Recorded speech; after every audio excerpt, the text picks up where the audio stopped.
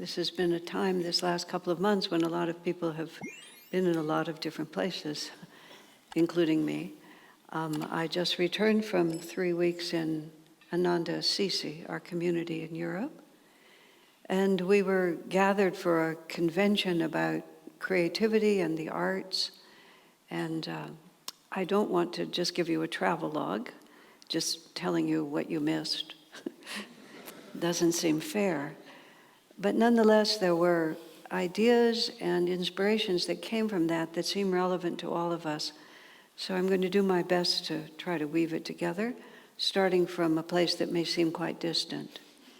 As some of you know, thanks not to my own efforts, but to Ishani Ebge, who manages my social media stuff, I'm an influencer. When there was a poster in the community in Assisi for a weekend program, and that was my claim to fame, that I was an influencer. I mean, I'm old enough to be embarrassed by it. But of course, it's just vocabulary. The English language is exceedingly flexible, and new realities are created, and so new words have to be defined, because it is something that wasn't there in the Merriam-Webster dictionary that my father gave me when I was 15. I mean, I didn't check, but I doubt if it was in there by the same meaning. And here's the weird thing that I just realized the other day when Ishani and I were making some recordings, because she's extremely effective at knowing what people are interested in, coincides exactly with what my experience has been traveling around the world. What people are interested in is what's going to happen next. And it's not a casual interest. It's not an eager, oh, my birthday comes next week kind of interest. It's, wow, this is a weird world. Suryani and Tandava were in Norway for their delayed honeymoon. And Tandava said it was 90 degrees above the Arctic Circle. Whoa. You know, things are not the same, quite apart from lots of other stuff that we can read about in the paper every day. Just there's instability is extremely impressive. Swami Kriyananda has stood on this spot in this temple many, many times over the years. And I have sat in those seats and prayed that he would talk about something else. When he would start talking about Master's predictions in 1952, you know, which is a whole generation ago now, about a lot of what we see, only much more. Starting in 1972, when Swami wrote The Road Ahead and put all of Yogananda's predictions for very turbulent times into a small booklet, small but mighty booklet, Swami Kriyananda has been compelled to remind us that we are in a transition from the age of matter into the age of energy. And when we move from matter to energy, a lot of matter gets shattered. And it just gets shattered in all kinds of ways. And Swami felt obligated as a disciple of Yogananda to share this important teaching. What we mostly want to hear from Master and about him is that we have a portable paradise and all we have to do is meditate and we're going to feel God's presence. And that's what we really want to hear. We want to hear about the joy. We're not all that interested in the challenges. And the challenges just creep up behind us and whack us on the back of the head, whether we want them or not.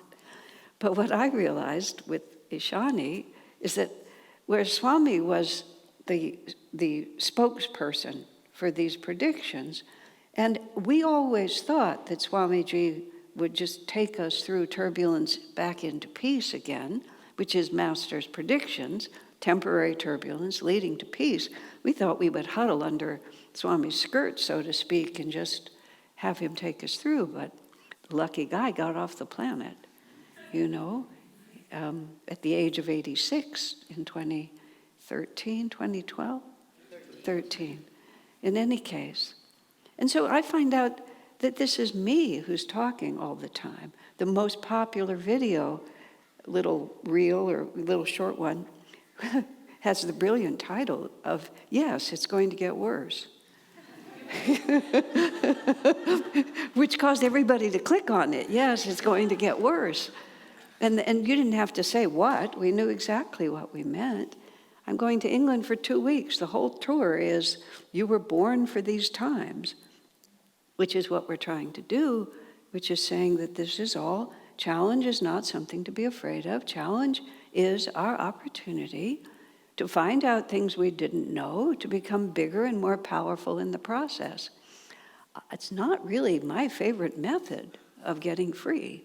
My favorite method of getting free is to just go out into the forest and chant Om, until something really happy happens to us. But that doesn't, we were born for these times, we were born for something else. Now I'm going to go back to Italy, where we were talking about dancing and painting and doing theater and singing songs and being free in our self-expression, which we got pretty darn good at it. Just after being together for 3 weeks, we had a ton of fun doing things that people are quite inhibited about doing. I've been to hundreds of kirtans in the last 50 years, and being not a dancer in this lifetime, but having the samskars of a dancer. First time I saw classical Indian dance, which was actually, this troupe came to Ananda village in the 70s. I don't think there were any Indians among them. They were all Americans, but they were all highly trained in classical dance. We had a presentation, I believe I don't know where it was, but it was outside. And at a certain point, it started getting dark. It was at the meditation retreat. We didn't have any electricity. And it started getting dark, and somehow we hadn't thought of this. So somebody drove a truck up and turned the lights on to the stage so that they could keep dancing. First time I saw it, literally, I was so moved, I had to walk away. I just couldn't bear it. It was just so beautiful to me and so evocative of who knows what. I mean, all of us, we think we're just this one body, these one experiences. We have countless inexplicable experiences that are only inexplicable because we're so narrow in our concept. This is just what our reading was talking about. God hides. We pop out as little babies and we think that's all we are. And then we get to be this one and we think this is all we are. So when an American girl who's never been out of the United States, me, sees classical Indian dance and just finds it overwhelming on countless levels, it's perfectly explicable. It's just not this incarnation. We're living this enormous mystery, which is why the fact that times are going to be turbulent for a while, and they are becoming so and will become more so, is like, it's no big deal. It's like we've done this so many times. We've been born, we've died, we've struggled, we've had easy ones, we've had hard ones, we've had tragic ones, we've had triumphant ones. And then our little brain just goes back down to here. And that's, for some reason, God thinks that's a good idea. I don't know why. People ask me all the time, why this, why that? I don't know. It's just the way it is.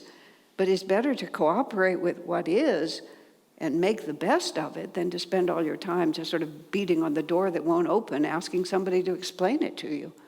You begin to cooperate with it, then you begin to understand, and we begin to learn.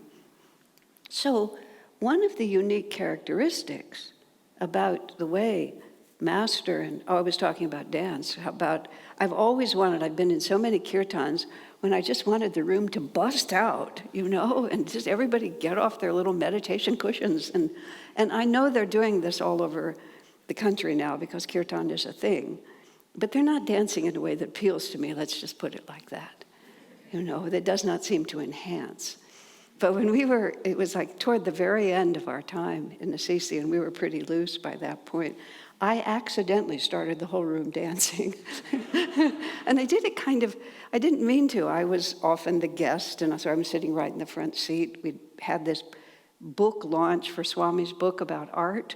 It was just a beautiful program with incredible music, and just everything was wonderful. And at the end, this kirtan ensemble just starts playing. We'd been there for 2 hours, so I was ready to go. So I stood up and started walking down the aisle, but I was walking down the aisle like this. And then all of a sudden, other people are standing up, like this. Pretty soon, there's a little circle going. I grabbed the front of the circle and made it a line. And there was this French girl there, about this big, this strong, professional clown, no less. and actress of various kinds. So she got at the front of the line, and then things got really interesting, you know. But we finally had 100 people in a circle around the room. Gioia, gioia, gioia, sempre nova gioia. Joy, joy, always new joy. Whoa, there was no roof because it was a dome, but it took the roof off, you know, it wasn't, I know chanting is meant to go to meditation, and it's all very important, but there's also a place for just sheer exuberance. You know, just a place where we're not thinking anymore about what I look like or whether I'm good at this. And this is one of the changes, and this is one of the causes for turbulence. Let's talk about it in the spiritual realm. All of us, in our previous incarnations, when we were serious about God in Kali Yuga, which is the age that's just passed, there was no reconciling ordinary life with spiritual life. Life was just too hard. Being female, I think about that. There was no birth control. Women just had baby after baby after baby, often died young, just being worn out with that and the taking care of it and the home and all the hard labor. There wasn't a lot of time for God. So if you wanted to do that, you went away. And you got one of those wonderful little stone cells with a little rock for your pillow. This to me is all just glorious. Or you got to go up into one of those caves. I was somewhere, I think it was in Greece, and there was some old monastery that we visited, and there was one of those little stone cells. And, you know, I just got into that cell and, you know, just leave it all behind. Just forget about it. Who cares what the world is doing? Civilizations rise and fall. They just keep rising and falling. It's really boring. You know, it's always really and only about God. And the way that Kali Yuga, the form, the age of matter, tells you to do that is you just take everything else and you just suppress it. And then when you go to the Western world, you become exceedingly obedient. You know, I think of myself as female to the Mother Superior or to the Father who's the order, head of the order. They tell you what to do and you do it, which is a certain stage of relaxation. Because you're not responsible, really. You're just obedient. And you can learn to do that. You can just be that way. But there's a whole other dimension. And for the time, it was not wrong. But that's not the time we're in anymore. The time we're in now is not an institution and a priest and the dogma tells you whether you're saved or not saved. You know, I've looked at some of this theology that gets spun, even I've seen it done on Yogananda's path, where you make a promise. You say that something is true. If you do this, then God will bless you. And then the person over here naturally asks, but if I do some of it and not all of it, where is the balance point? Will he still bless me? So on this side, you have to start answering. You know, you have 4 chances and then you're damned, okay? What if the 5th time is by accident? Well, gee, I'm not sure. You know, and so pretty soon you've just spun out all this stuff that frankly the person saying it doesn't have any idea. But once you start down that road, you just have to keep going because if the institution is right, it always has to be right. So Master came and just knocked the whole thing down by saying individually, the only place that God can be known is not in the church, not in the temple, not in the cave, or even, it's the human nervous system. The place where God can be known is the human nervous system. As a wordsmith, that juxtaposition has always, I've always enjoyed it. Human nervous system is such a weird, unpoetic phrase. I mean, isn't there something? And he uses, you know, the highway of the spine and all these other things like that, the airplane route to God. But this is just the human nervous system, the only place God can be known. But still, we still have a desire for this imposed upon us, given to us from the outside sense of security. Am I doing it right? In many ways, and of course the past is the past. You can't get it back. The early years of Ananda, even Swami Kriyananda's leadership was not even widely accepted. You had to know it intuitively. None of the accoutrements of spiritual leadership that belonged to him by right, he repudiated all of them and sort of kept it out of our culture. So when you became part of Ananda, you had no external way of knowing how you were supposed to behave. You had to just become genuinely spontaneous. And you had to genuinely act from what you actually knew. And it's inevitable that things will grow and change. And so then there becomes a culture, and people can see what the culture is. And it's not bad, it's just different. That's all, it's just different. But ultimately, you can't experience God except in your own nervous system. And we have a new way of seeking the divine. And it was brought to us by Master himself. Master wrote music, Master wrote books, Master wrote lots of beautiful poetry. You know, he was a creative artist. You don't really think of Jesus as being a creative artist. He did many wonderfully creative things in the sense that they weren't there until he manifested them. So the very nature of spirituality is creative. Because look at this world that everybody thinks is so real. You have to have a lot of imagination to have it even occur to you that, nice as they are, they don't know what they're talking about. You know, they're just making it up. It's Dana Anderson, who was the inspiration. She's the artist who did the painting over here and the painting back there.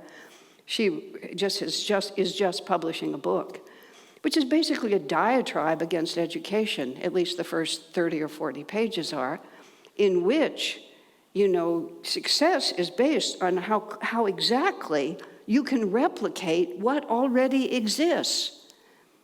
And as a painter, she's conscious of how many children art is just ruined for them in kindergarten, because they come in and they do something that doesn't look the same. And so they quickly learn that it has to be the same. And you go through almost every other aspect of education these days, and you're rewarded when you can replicate what is already known. Even the higher you get up into the academic world, the more you have to take into account what everybody else already said, you know. But genius and true success and true innovation always comes from someone often who's uneducated, or at least looks at it and says, well, just because they all say so doesn't mean it's true, for heaven's sakes. It just means that they all say so. Swami Kriyananda remarked, or no, it's not his, but he often quoted it. He said, the majority is always wrong. The minority has at least a better chance of being right. But it isn't, just because a lot of people think it, isn't what's so. It's individual attunement. And it's the capacity to be in tune and then the courage to express it. And one of the ways that we all do this intuitively is we paint, we dance, we sing, we tell jokes, we tell stories. We just draw out of our own reality our perception of the universe or a beautiful vision of what it could be. And often the replication of that over and over begins to bring that new reality into place. And Swami Kriyananda took the idea of being a spiritual teacher and a creative artist. I mean, he just went as far as you could go. He wrote 150 books. Some of them are short, but none of them, not one of them, is in any way mediocre. He wasn't going for quantity, he went for quality. And all the music that he wrote, plays, architecture, what to speak of all the teaching he did, the opposite of sit there and wait until somebody tells you what to do. It was, what is passing through me and how can I be an instrument? And it is the way of energy, you see? Because the way of energy is always doing something. It's always finding a creative new outlet. Swamiji was always trying to get Ananda to lead with art. And already, to a very large extent, we lead with music. And countless people have come here because of the music. You know, they hear the philosophy, they like it, but the music moves the heart. And it doesn't matter what we think. We can have the most wonderful thoughts in the world, but until we're hungry, Until we feel something, we don't do anything about it. But we think in more normal ways. Swami would say to us, art doesn't pay the rent at the beginning, but in the end, for a movement like this, where we have to get people's feelings, we have to have them want another way of life. That's all, another way of being. And when you hear the music, when you hear the chanting this morning, when you hear the beautiful poetry of the whispers which Master wrote, it's just all of a sudden, you know the concept, but you feel the desire to be part of it. I mean, that's what happened a few weeks ago, or when we were there in Italy, and the whole room was up in a giant circle. And it was like, this is for this hour were we born. Now, coming back to the beginning of, yes, it's going to get worse, which is where I started on all of this. If things are not what we expect them to be, if things are not what they have always been, if the methods we have used until now don't work, what is the solution to that? Let me think. Oh yes, creativity. Absolutely. It's just having within ourselves, however we've trained ourselves to do it. And of course, artistic self-expression is one of the best ways to train yourself to do it, which is, it doesn't have to be the way it's always been. And if it always been is just change and it's not there, what we need is the creativity to think of another way of being. Just as simple as that. I mean, think about Steve Jobs, who was highly influenced by Master, by Paramahansa Yogananda. Autobiography of a Yogi was the only book on the iPad he invented. He just looked at the way it was and he said, no, I don't think so. I think there's a whole nother way to be. And for us, we have not merely an opportunity, responsibility is the word I want to use, to take care of ourselves. We are also the ray of grace, the new avatar that's been sent specifically to move the world from Kali Yuga into Dwapara Yuga. And we're just a continuation of what Krishna did and Buddha did and Jesus did, meaning they all come to change civilization. Civilization is marked by the advent of these avatars, and that's who Yogananda was. That's who Master was. Swami Kriyananda came to help, and guess what? We were born for this too. And what we need, if we want to be of benefit to people who are nervous and afraid, we have to just be able to say, oh no, I think we can do this. Yes, that's how we've always lived. That's what we've always expected. We've kind of hunkered down into this point of view, and now it's not really there anymore. Let's just realize God is recreating the universe all the time. This moment that we're in right now, as soon as I finish the sentence, gone forever. Now we're in a new place. Why would this be upsetting to us? I recall reading, and you have countless examples of this, when there was a very difficult earthquake in Japan a few years ago, and even with their light paper houses, everybody was out on the streets, camping on the streets, and many people wrote, what a wonderful time it was. I often think when we can't live the way we're living now, and we're whatever might change it, we're going to be so relieved. That's actually what Master said. America will have half as much wealth and will be twice as happy. Just like that. When we were talking in Italy about music, dancing, theater, and so on, and they read something about Master, about creative art being the salvation of the planet, or maybe Swami was the one who said it. Ever since we bought Ananda Farm, which we did in 2013, because of Swami telling us all the time we needed to grow our own food and have another place to be.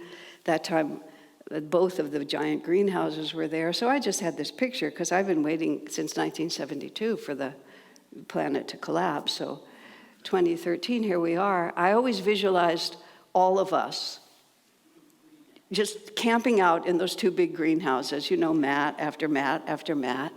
And after we finished growing food, which is the other thing we would have to do out in the fields, we'd all come together. We'd read poetry, we'd sing, we'd dance, we'd play P.G. Wodehouse stories, we'd do theater. Like, what else would we do? With all that time on our hands, what would we do with all that time on our hands? We would be creative. We would do things that made us happy. We would express our hearts. Why are we waiting? Why are we waiting? You know, if then, why not now? And it's on a poignant level. When you read stories, which I used to read, I don't anymore, many stories about people in concentration camps and other very difficult situations, those who could bring music, those who could bring art, those who could bring poetry into those situations, that became the light. That was the light that kept them going in very difficult circumstances. Creative beauty. And just one last thought before I stop. In all our discussions, we had a week of discussions about what is joyful art, what is spiritual art, and so on. And there's a natural pushback that says, well, that doesn't mean it has to just be angels and flowers, you know. People suffer, life is real, there's hard things, and boy, do we ever know that. So it isn't a question that we always pretend that everything is good, or that the only creative feeling I have within me is a positive one, because not everything is. There was a woman in Assisi when I was there. I went to visit her. She had cancer. We had a very nice visit. She thought she was going to get better. Just without any warning, she died. Just a couple of days ago, Vinaya, for those who know her, her husband was absolutely devastated. You know, they were a very, very close couple, and now he's a single man. You can't pretend that's not happening. If you want to paint that or dance that or put that into poetry, it can't just be all, you know, pinks and yellows and greens. There's going to be a lot of shadow in that picture. So it's not the presence of shadow. It's only seeing the shadow in relation to the light. Even if that light is just a pinpoint up in the corner, wherever we are, whatever we're going through it in relation to that light. You know, what's happening in our society now is there's no light, there's no pole star, there's no agreed upon upliftment. It's just, everybody's just moving the pieces around like this. But Master came, the Masters come, Jesus, all the Masters, to help us to see whatever we're going through in relation to the light, and to constantly, even from the shadow, be looking at the light. This is not a small challenge, but for this hour were we born.